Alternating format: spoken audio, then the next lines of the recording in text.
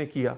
उसके बाद इसकी इन मुकदमात की तहकीकात और उसमें क्योंकि सहूलतकारी अदारों में के अंदर बैठे हुए लोगों की और निज़ाम इंसाफ में जहाँ जहाँ पर कमज़ोरियाँ हैं उनका आपने इस्तेमाल किया।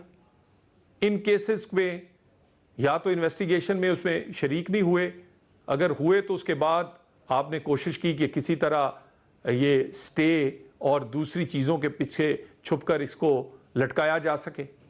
जितना मुमकिन हुआ आपने कोई तावन नहीं किया, बल्कि आपके इन लोगों ने कोशिश की कि वो कानून का मजाक उड़ाएं और कहें कि वो कानून से बालातर हैं।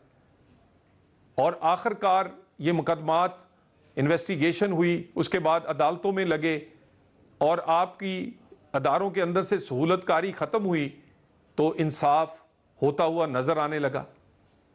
इस बात से कौन इनकारी है कि 9 मई पीटीआई के लोगों ने किया। सबसे बड़ी इसके शवाहिद में जो गवाही है वो इनके अपने आप के सोशल मीडिया अकाउंट्स, जिसमें आपने खुद इनके कारकुनों ने, रहनुमाओं ने पोस्टें लगाई और फतह के जश्न मनाए। उसके बाद जब तहकीकात हुई तो आपकी वहाँ पर टेक्निकल तमाम एविडेंस इकट्ठी की गई, जियो फेंसिंग हुई, इनके मोबाइल्स की लोकेशन, इनके किससे राब्ते थे, क्या बात कर रहे थे, कैसे प्लान कर रहे थे, और उसके साथ वीडियो एविडेंस मीडिया के कैमरों की भी थी, इनके अपने कैमरों की भी थी, सेफ सिटी की भी थी, उनके फोरेंसिक हुए।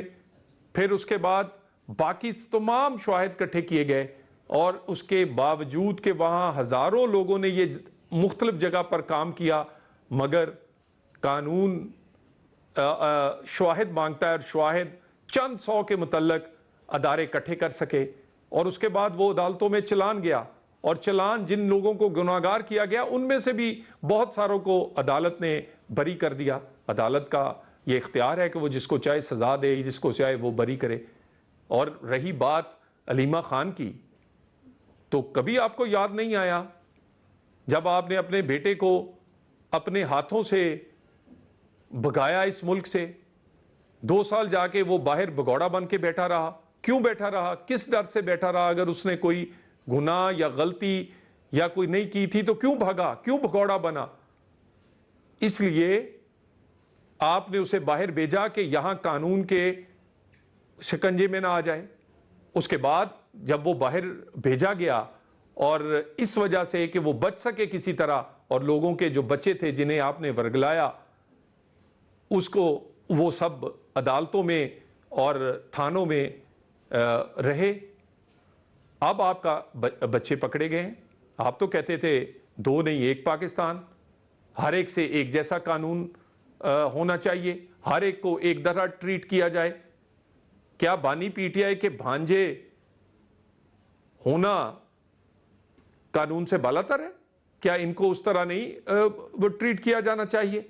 उसके बाद आपके बहुत सारे रहनुमा आज भी बहुत सारे केसेस में बरी हुए हैं जो कि गुनाहगार थे, जिन्हें कानून, जिसमें पुलिस ने समझती थी कि वो इस में शामिल है, इस तोड़ फोड़ में कितने लोग जान से गए, जख्मी हुए, गाड़ियां जलाई गई, जना हाउस जलाया, क्या क्या नहीं था, शोहदा से मुजस्मों से लेके वो आम सिपाहियों तक जिन पर आपने तशद्दुद नहीं किया और पाकिस्तान में एक मुनज़्ज़म बगावत करने की कोशिश नहीं की। उसके बाद बानी पीटीआई के फैसलों को जमात नहीं मानती, क्योंकि जमात आपकी अपनी जमात समझती है कि वो गैर सियासी फैसले हैं।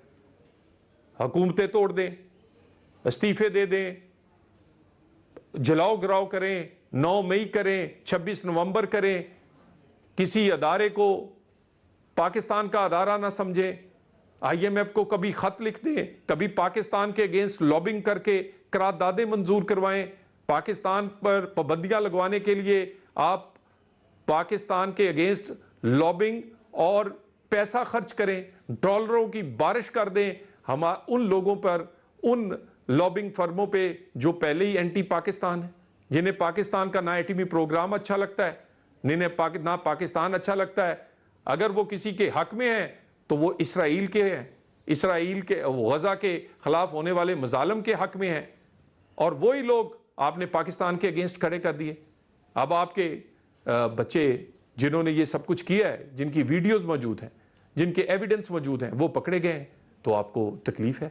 आप कहते हैं कि नहीं, अब दो नहीं एक पाकिस्तान नहीं, बल्कि अब दो ही पाकिस्तान होने चाहिए। एक पाकिस्तान पीटीआई का, एक पाकिस्तान हैंडसम्स का, जो मर्जी करें, क्योंकि जी बड़े हम पॉपुलर हैं, हम पीटीआई से हैं, तो सो बेशक जिनाह हाउस पे हमला करें, दफाई इदारों पे करें, तोड़ फोड़ करें, लोगों को कीलों वाले डंडों से मारें, और आपको कोई कुछ नहीं कहे, क्योंकि आपका ताल्लुक पीटीआई से है। आपका अपना कानून होना चाहिए, आप कानून से बालातर है। ये सब कुछ आपको गुड टू सी यू जैसे माहौल में सहूलतकारी मिलती रही है। अब सहूलतकारी नहीं है, अब आपको कानून का सामना करना पड़ रहा है। अब आपको स्टे पे स्टे नहीं मिल रहे, नहीं तो फॉरेन फंडिंग के केस 8-8 साल के स्टे हों, आपकी अपने बाकी जो करप्शन के केसेस हैं वो कई साल लटके। अब 190 मिलियन हो, 9 मई हो, 26 नवंबर हो, कानून का सामना करना पड़ रहा है। किसी भी किस्म की पॉलिटिकल विक्टिमाइजेशन पे हम यकीन नहीं रखते, लेकिन एक बात बिल्कुल क्लियर है, एक बात पे यकीन रखते हैं, कानून जिसने भी तोड़ा है वो किसी का भांजा है, भतीजा है, बेटा है, वो हैंडसम है, वो पॉपुलर है, उसको कानून का सामना करना पड़ेगा। कानून एक जैसा होगा सबके लिए। पाकिस्तान में सियासत की इजाज़त है, इंतशार की नहीं। पाकिस्तान में आप एहतजाज की इजाज़त है, बगावत की नहीं। और आप ने पिछले 4-3 साल से क्या कुछ नहीं किया। असेंबलियाँ तोड़ी, इस्तीफे दिए, बगावत की, 9 मई किया, 26 नवंबर किया, लाशें गिराई, IMF को ख़त लिखे, लेकिन अल्हम्दुलिल्लाह पाकिस्तान के इदारों ने मिलकर, पाकिस्तान की हुकूमत ने अपने इदारों के साथ मिलकर पाकिस्तान को डिफ़ॉल्ट से निकाला। पाकिस्तान की कौमी आज टेक ऑफ कर गई। पाकिस्तान के अपने दोस्तों से, मुख्तलिफ ममालिक से तल्लुकात अच्छे किए। पाकिस्तान ने उसमें दुश्मन के अगेंस्ट जदीद दुनिया की सबसे बड़ी जंग जीती। ये सब कुछ अदारों के साथ मिलके इस सियासी हुकूमत शहबाज शरीफ और उनके इत्तेहादियों ने किया, और ये हम आगे बढ़ते रहेंगे। ब्लैकमेल नहीं होंगे, बिल्कुल रियासत ब्लैकमेल नहीं होगी। ना रियासत इस बात से झिझकेगी कि जिसने कानून तोड़ा है उसको इसलिए ना पकड़ा जाए कि वो किसी का बेटा, भतीजा और भांजा है। ये पाकिस्तान में सियासत करे, इंतशार नहीं, पाकिस्तान एहतजाज करें, बगावत नहीं। और आपकी पार्टी ही आपसे मुतफिक नहीं है, वो मानी पीटीआई के फैसलों को नहीं मानना चाहती, क्योंकि वो गैर सियासी हैं, और वो तो चलते रहे हैं पीछे। वो चाबी वाला खिलौने थे, उनमें सेल किसी और ने डाले हुए थे, आजकल वो अवेलेबल नहीं है, इसलिए आपसे सही फैसले नहीं हो रहे। सियासी फैसले आपने कभी किए नहीं हैं, आपकी अपनी जमात आपसे मुतफिक नहीं है ना। जब तक सियासी जमात को सियासी तरीके से नहीं चलाएंगे, इंतशारी और डिक्टेटर बन के चलाएंगे, तो ना जमात आपकी मानेगी, ना लोग आपकी बात मानेंगे। कानून सबके लिए बराबर है, दो नहीं एक पाकिस्तान है, और इसी तरह सबको ट्रीट किया जाएगा एक ही कानून के तहत, जितना मर्जी शोर मचाए।